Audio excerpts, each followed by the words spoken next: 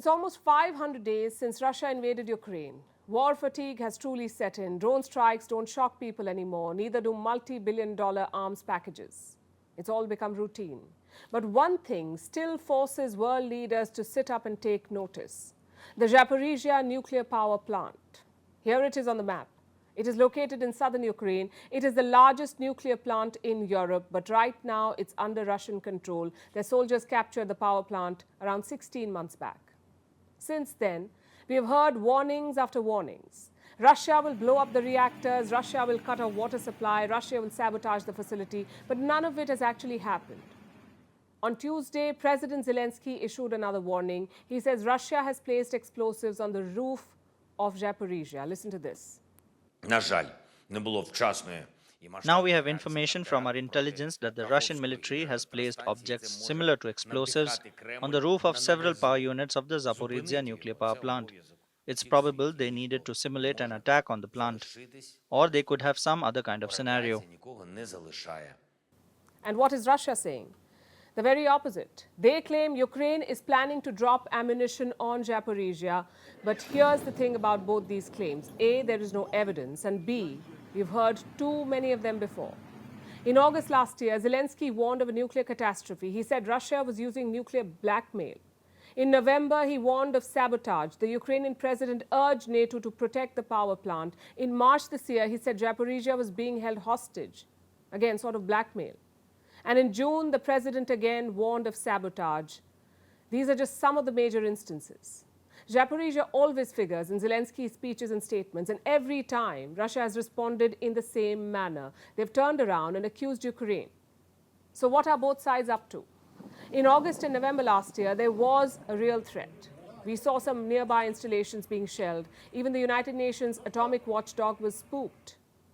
But since then, it's been tough to decode. The power plant itself has been disconnected. It's not plugged into Ukraine's national grid anymore. Plus, attacking Zaporizhzhia would make no strategic sense. You would open yourself up to global condemnation. You would also douse 1 million people in radiation. So logic says, do not attack. But warning of an attack is different. Both sides have accused each other of plotting attacks on Zaporizhzhia. Ukraine has used it to rally support. The UN atomic watchdog sided with them. The agency's chief has visited Zaporizhzhia thrice.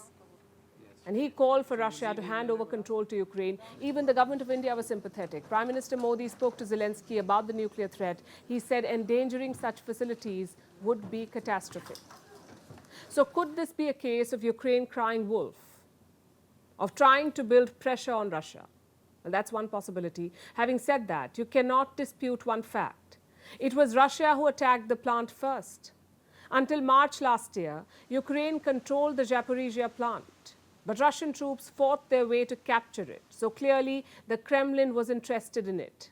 They wanted to control this high-value, high-risk target. The question is why? For starters, around 50% of Ukraine's power is nuclear.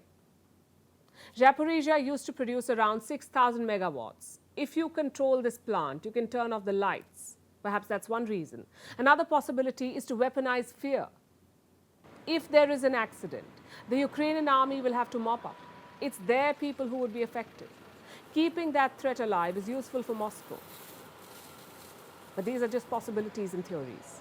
So let's focus on what we do know. There have been dozens of warnings, but none of them have materialized. Does that mean we should just ignore it? Well, that's the trouble. How do you ignore a nuclear plant in the middle of a war zone? Both sides know it's impossible. It doesn't have to be a planned attack or sabotage. It can be unintended, like a wayward missile cutting off electricity to the plant, or fatigue and mental issues of the local staff. That is even more likely and dangerous. Just yesterday, there were more drone strikes on Ukraine. Around 43 people were injured in the Kharkiv region.